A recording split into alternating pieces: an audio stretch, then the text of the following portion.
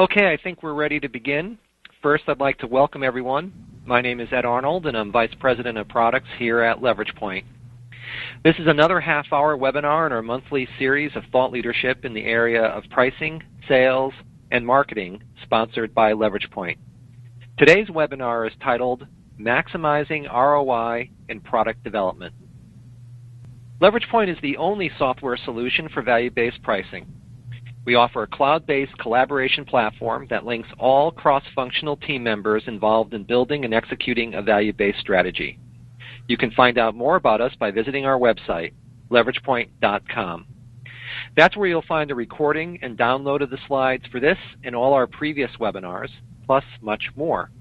Now, during the webinar, if you have any specific questions or comments, feel free to enter them in the right-hand panel in the questions section. Later in the webinar, we'll respond to them as many of them as we can. And now I'd like to introduce today's speaker. It's my pleasure to introduce today's presenter, Stephan Liozu. Formerly CEO and President of Ardex Americas, Stefan is now a full-time pricing evangelist and thought leader at Value Interruption Advisors. He's an author of numerous articles and research papers, as well as books, including Innovation in Pricing, which I highly recommend, as well as multiple ebooks, including A User's Guide to Value Modeling, which is very popular now among our Leverage Point client base. And by the way, these are all available on his website, stephanliozu.com. Stefan holds a PhD in management from Case Western Reserve University and is a frequent guest lecturer at the Simon School of Business at the University of Rochester, and is also a very popular keynote speaker at the Professional Pricing Society and elsewhere. And there's a lot more I can say about Stefan, but I think I'm going to stop here. And welcome, Stefan. Yes, hello everybody, and thanks for joining us today. Yes, indeed, Ed, you've said enough. That's enough good compliments and introduction. It's a pleasure to be with you today and to discuss pricing and value management from a different perspective. And one of my goal in 2013 is really to make a very strong link between value management and innovation. And I think this first webinar here is actually a good introduction in the topic and in making that linkage between new product development process and the ROI of value management and innovation. So I'll go through some of these elements very quickly, and then we can open the floor for questions a little bit later. So, here are some personal observations from, being in the field of business for the past 10 years and recently over the past 2 or 3 years. Definitely we see that competitive pressures have increased significantly. Growth in the developed market will be at best flat or 1 or 2%. And demand is sluggish, I would say, and cost-cutting has worked to a certain extent, but right now I don't think the cost-cutting strategy is a sustainable strategy for the long term. So really what we see now is the emergence of a lot more discussions and investments in innovation. And innovation has become the name of the game.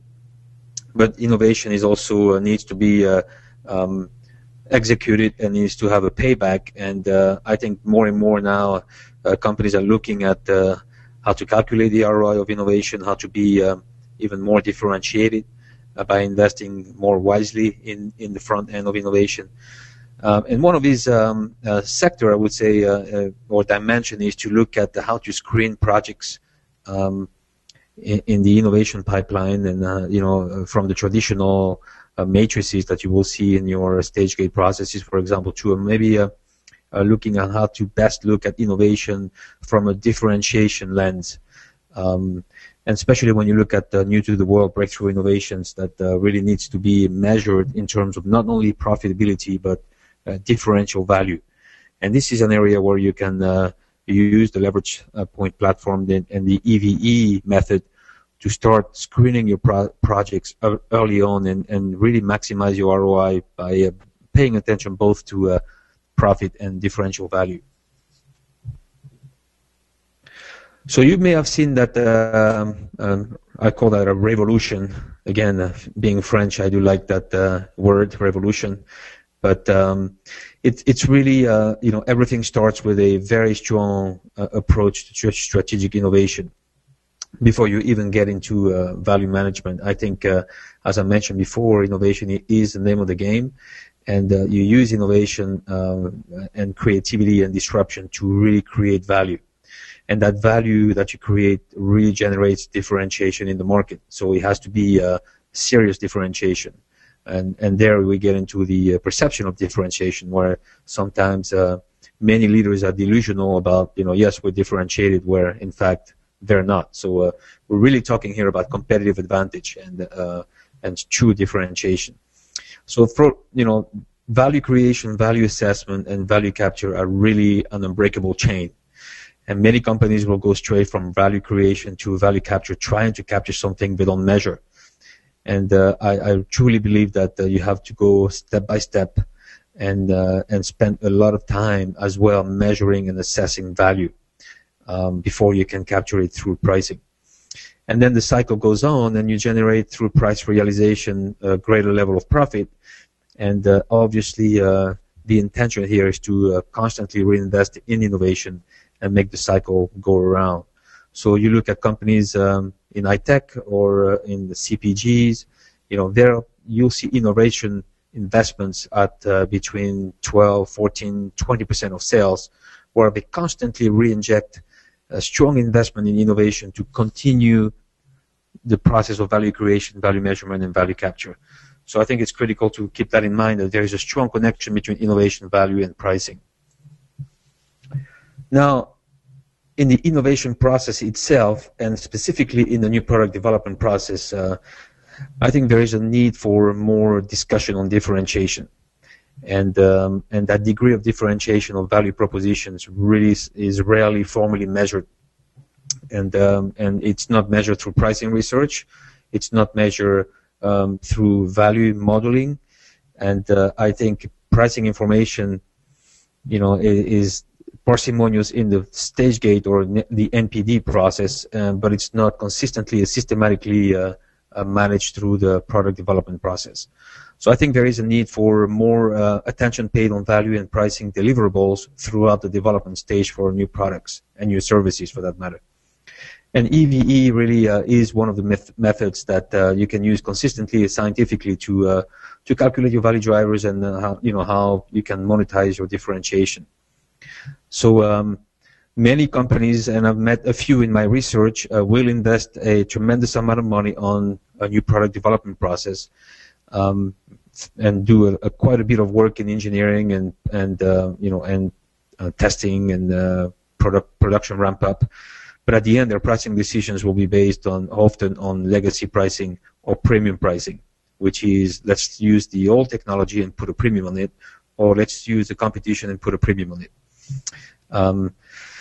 So traditionally, Stagegate projects, in my experience, and I've been in innovation for the past 10 years, are really traditionally screened and evaluated based on two-dimension matrices. And the one that I've seen the most is generally a attractiveness and risk matrix, where each project will be rated based on a list of risks, environmental, legal, in the production process, as well as the rewards, which generally would be ROI and profit. So, and that's the attractiveness of the opportunity. So, whether you're in the Fortune 500 or a small company, you will look at either risk, reward, benefit, effort, as well as another one that you can see as a matrix. So, what I propose is really to really use economic value estimation, which is one of the things that is least well done in the new product development process. If you look at this slide here, which comes from APQC and the Stagegate International, if you look at customer value assessment, the respondents of that survey really rate themselves very low in their ability to assess customer value. So it is still a priority in the innovation process. And the rest might be easier to do, but when you get into really trying to understand the value of your innovation and measure it through value and use analysis or engineering assessment, internal assessment, customer research, you name it, they rate themselves pretty low, especially if you look at the worst performers. So it's a low score, and it's also the lowest score with the best performers. So there is a lot of room to grow there with the customer value assessment. So here I propose in essence, a new way to screen innovation and new product opportunities based on both gross margins and expected differential economic value. So you move away from the traditional risk and attractiveness matrices, or you could do both, as a matter of fact. But what I'm proposing here is the fact that if you are going to run a portfolio of new products or new initiatives or new business segments, you have to look at differentiation, because now differentiation is becoming a greater concern for companies, especially in the area of business model innovation and new product innovation. So if all your products generate a great gross margin, but they all have zero differentiation value versus competition, then you may be a high-end producer or you may be a high-end service provider, but you're not differentiated. And your pricing then, the pricing realization will be maybe less than if you were differentiated. So what I'm saying by this matrix here is it's important to look at margin, and obviously you'll look at risk on the other, on other spreadsheets and documents, but it's also essential to look at your expected differential economic value. And you need to plot this portfolio on this matrix, which could be a 4-grid or a 9-grid, depending on how you want to set it up, to really have a balanced portfolio. A group of products you could call oysters, for example, that are high margin, high differential value, which will give you more pricing power in the market, because your margin will be strong, your differentiation will be strong, and you'll be able to better justify through value-based pricing and value messaging your differential value and your premium. At the same time, you may want to have products that are high margin and maybe medium to low. It's okay to have low differential value, especially if you run category management or product portfolios. And what you want to do is really look at, not having all your products in a low differential value box right here at the bottom left, or the medium to bottom left there on the left side. So it is a balancing act, and all the traditional methods to screen innovation projects do not look at differentiation. They actually do not measure differentiation. They will give you the plain margin and risks, and people will make decisions based on that, and later they'll worry about the pricing strategy and realize that, wow, gee, in that segment we have 2 competitors and we have 0 differential value against them. So this is kind of a new concept that I'm hoping to be able to promote and put in action in practice to show more of a balanced portfolio and really the integration of differentiation in the selection process of innovation projects. But overall, I think there is a lot of need for a strong presence of value in the NPD process. I think I will not repeat that enough, that successful new product development is about unique value proposition and USPs, and you hear that quite a bit in discussions and innovation when you look at your form in the Stagegate process, for example, where you have what are the USPs, what are the UVPs, but they need to also be linked to the customer willingness to pay, and then at the end, when you launch the product and you track the post-launch activities, did they pay for it? Were your models really accurate? So you need to have an internal common language of value, a consensus as a team and with your customers that you're using the right definition of value throughout the process of product development. And value needs to go upstream, in the NPD. That's what I mean, the front end of innovation, even when you are in ideation sessions, just clarifying when you have ideas, what do you mean by this, and what is the value proposition of such an idea. So starting very early on the process. That requires then throughout the new product development process to build a strong and scientific value analysis capabilities, with document checkpoints and a strong refinement of value models throughout the product development process. And when I mean product, I also mean services, obviously. You need to get the internal team consensus around the value quantification levels, that everybody's comfortable with those, everybody agrees with the way the models are built for that new product or that new service. And obviously, make sure that the customer's economic value, gained is prioritized and in the product and engineering requirements. So if you have, for example, 6 potential value drivers for a new product or a new service, then which one are you going to work on first? Which one generates the greatest differential value? And then you prioritize that in the engineering requirement early on the process. And obviously, what you want to avoid is having engineer tell you, well, that one is, we think it's the best. But then you want to take control as a marketer, as an innovator, and say, well, it may be the best, but it's not the one that customers will pay for. So it's really having a very, very candid and profound value discussion throughout the product development process. And that is materialized then in potentially integrating value gates in your Stagegate process.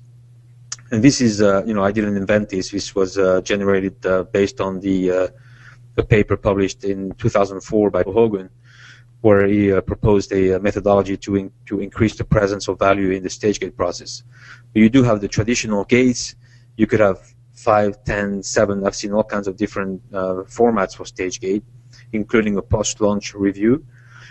But the method here, the proposal, is to go start early with value from the very beginning, even when you're in ideation sessions, capturing the essence around value of the new opportunity, all the way to the end where you pretty much still pay attention to value, but it's more value messaging and value positioning.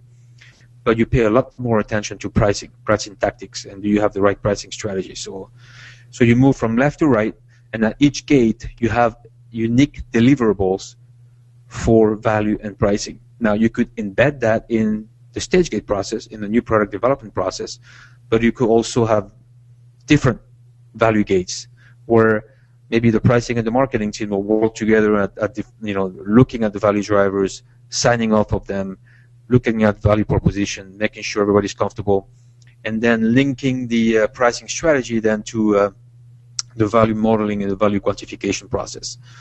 And what you have to do through these steps is to make sure that you refine constantly and you test and you pilot your value drivers, and slowly but surely you get them as precise as possible, so that in stage 3 or 4, when you're ready to test and pilot, then your drivers are done, your strategy is set, you define your formal pricing structure, and then you go to market based on the very thorough, scientific, to a certain extent, estimation of value.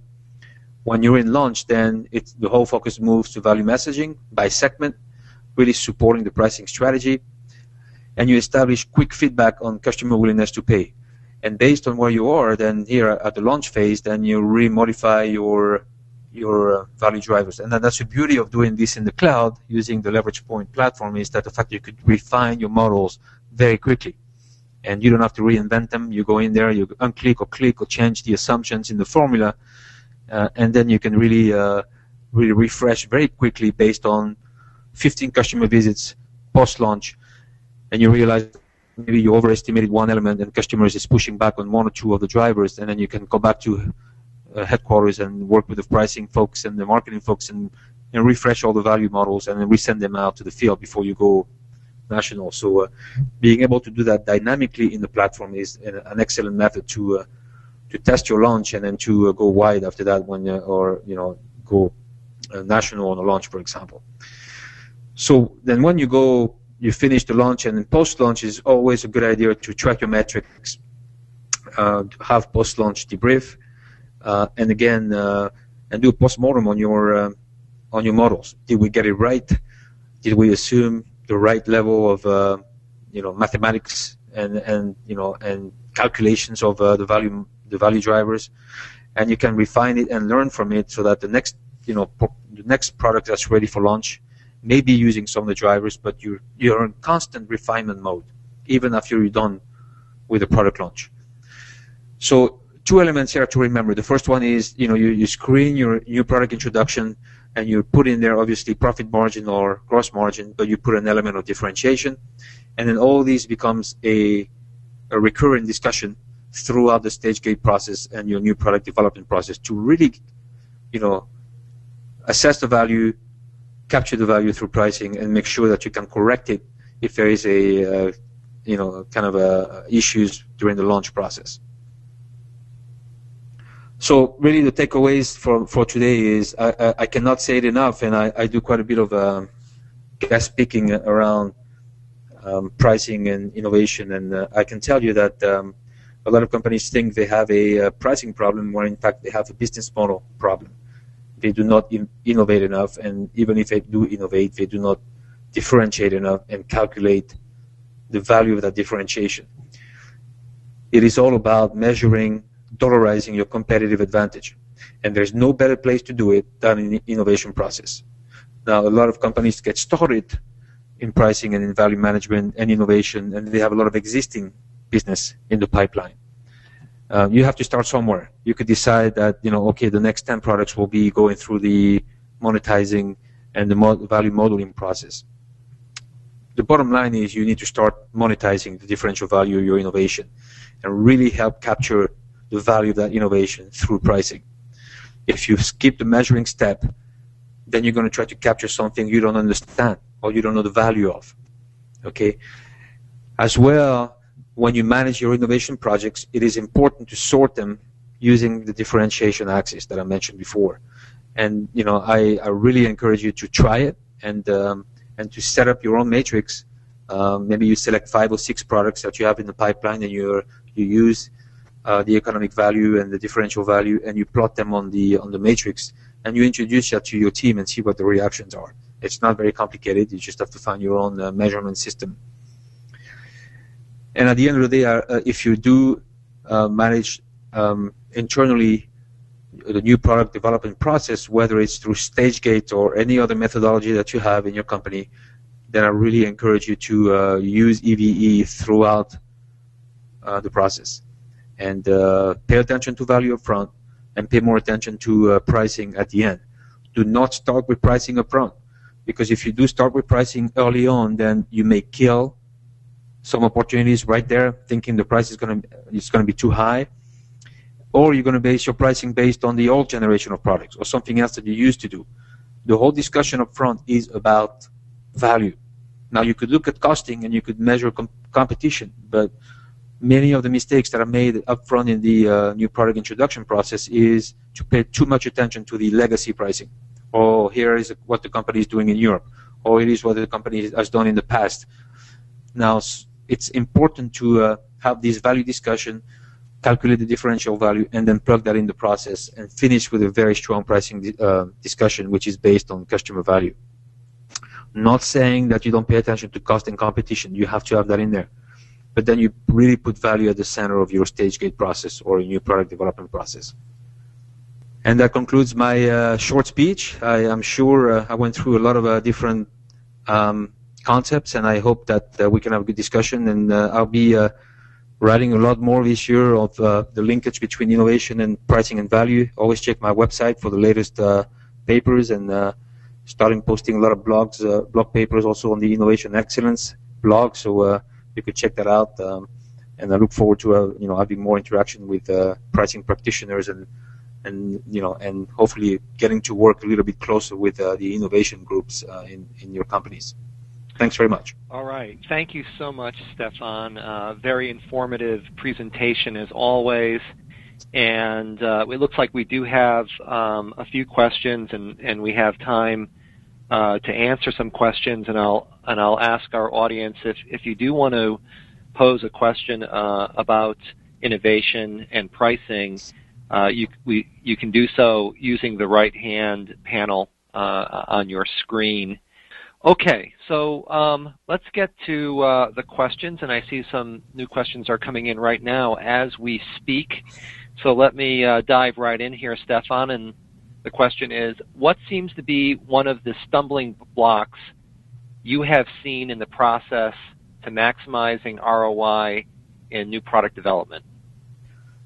I would say the biggest one that I've seen and witnessed in my experience in innovation and it's focusing early on too much on pricing. And once you start discussing pricing in the business case development and in the ideation, then there is no value discussion. It's focused on pricing and cost, and then the whole focus moves to margin right there. And there is no opportunity to discuss value, the real value, and to measure it. Once you know, for example, that, okay, my old generation product was 100, I'm going to, the new one, I'm going to put 5% on it, that's it. Your real value discussion has gone through the window. And there is no mindful discussion about willingness to pay and the value prop, whether you need to look at the old technology or not.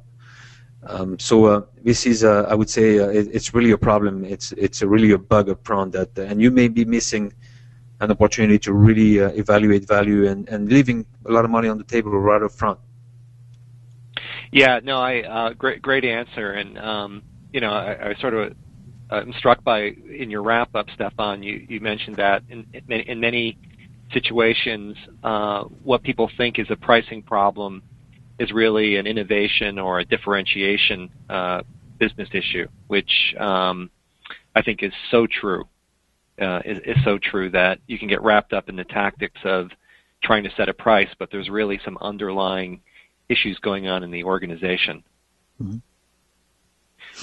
Okay, so another question here says, I'm very interested in how this method could be used to continually justify the pricing of maintenance to ensure that upgrades meet the value of continued investment. So I guess this, I'm sort of interpreting this as more of one of these long-term solution type of situations where there's an ongoing investment in the solution. Any comments about that, Stefan? Yeah, I would say when you use, so when you set up the matrix and you look at your value models, you could do value models for your product only. You could do value models for a bundle, product and service, or you could do it just a service. Now the question is, you obviously have to find the reference value. What do you compare it against, and make sure it's apples to or apples and not apples to oranges. Now, if you sell the maintenance service as a service only, then I would imagine that you're competing against someone else that may do the same. Then you have to really measure your differentiation versus what is being done by competitors or what is being done internally by customers if there is no direct competitors.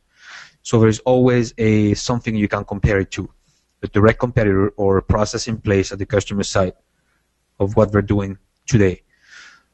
The question is, you really have to compare with the right reference, and then you can plot that in the matrix and make sure you have the margin and the differential value, whether what you put in the differential value and what you plot in the matrix are services, products only, or you can plug them in. But the problem, you have to have a standard unit of measure. You need to compare apples to apples in the matrix itself. So 5 different services or 5 different products or 5 different solutions.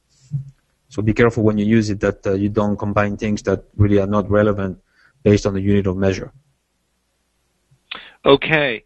So another related question to that matrix that you showed was, can you give examples of how you set the different thresholds in that screening matrix?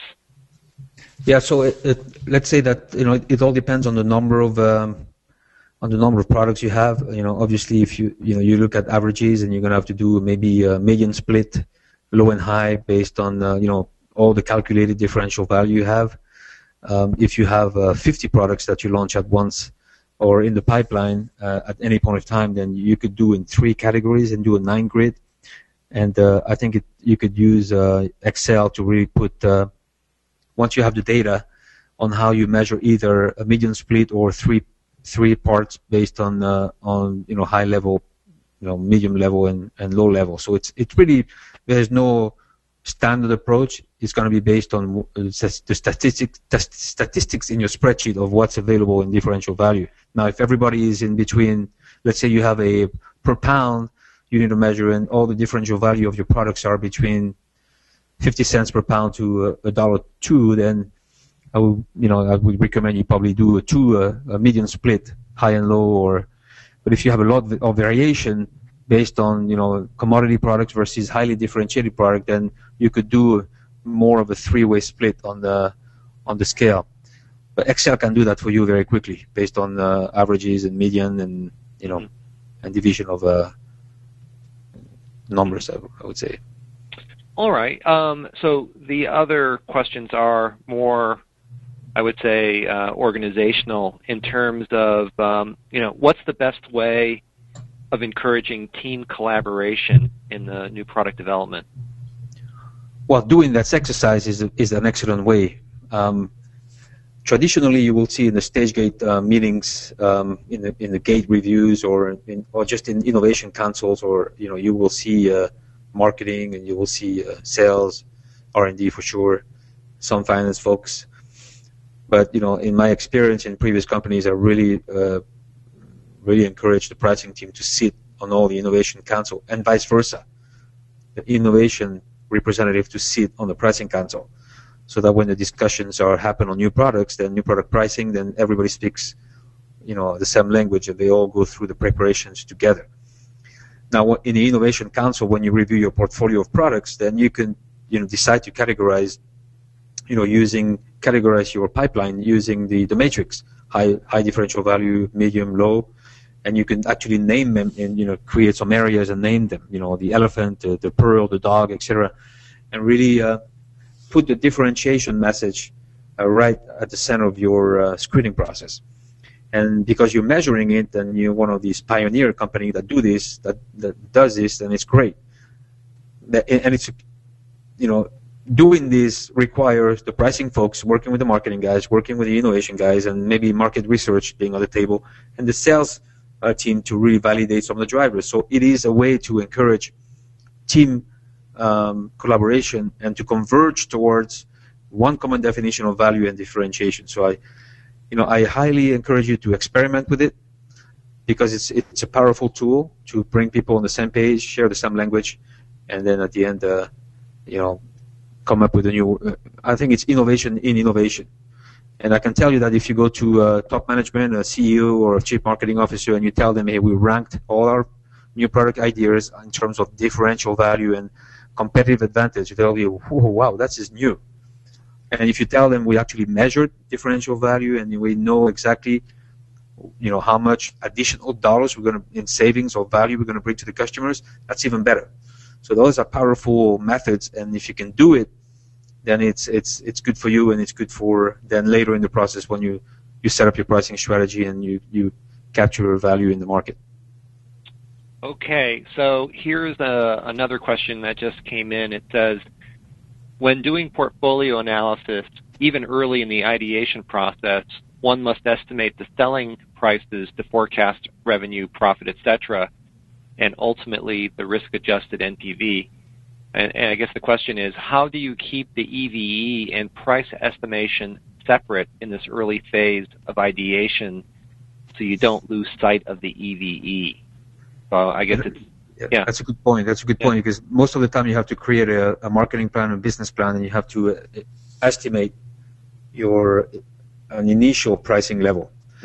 And I would say if you do a quick back of the envelope calculation of your EVE, then you could derive a pricing range, I would say, based on that. I would say don't set up the price without looking at the EVE, at least looking at one or two. So in the process, of the Stagegate process, you start early on with one or two value drivers. So you have your main value proposition here, product XYZ or service XYZ, and the main foundation of value of that product will be one or two drivers. And right off the bat, you can start estimating their potential value, potential differential value, which will guide your initial pricing level. Now, obviously, it's going to be subject to refinement, but at least you don't start too low. And then if you get into trouble, being challenged up front, say, well, that price will never stick. At least you have some element. Well, yeah, but we did some, ideation, we did some initial customer feedback, and here, we kind of guesstimate the willingness to pay to be there because of the differential value. So it is a balancing act, but it allows you also to start high, and then maybe you will find it lower, and not start low and then go even lower. So the chances of capturing the right pricing strategies, it increases, I guess, when you do that up front. Yeah, and just sort of add on that, based on some of the customers I've worked with, when you're looking at this in your Stagegate process, certainly early stages, you really are working with estimates, right? And so as you validate your assumptions around differentiation, for example, I mean, how many times have you seen, Stefan, where an innovation team will put a customer value on something that turns out to be overestimated, Sure. in testing. So I think really calibrating this, and one customer I worked with had this concept of the burden of proof to pass through the gate. So maybe in the early stages, it's basically our best internal data on what customers value. But later in the stage, before launch, you're really going to need to have some market research to back that up.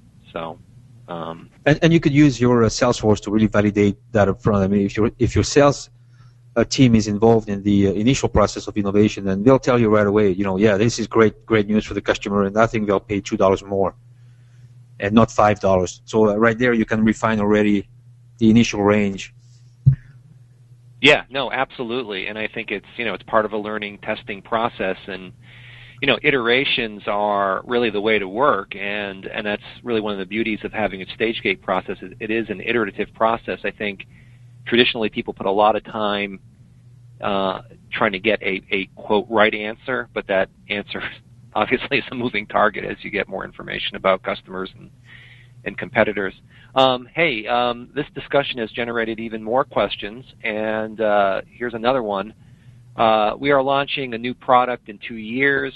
The current next best alternative have had difficulty getting traction after launch and have lowered prices significantly. Are there good ways to forecast future next best alternative prices in the future when the market is dynamic? Wow. Yeah, that's an excellent question. Obviously, depending on your industry dynamics and the speed of innovation rate, a 2 year may be 2 decades in other industries. Some industries are very fast. Now, obviously, doing a lot of customer research upfront is critical, and you have to, I would say, support your portfolio management and your innovation process with technology mapping, and to see how fast the technology is going to be evolving.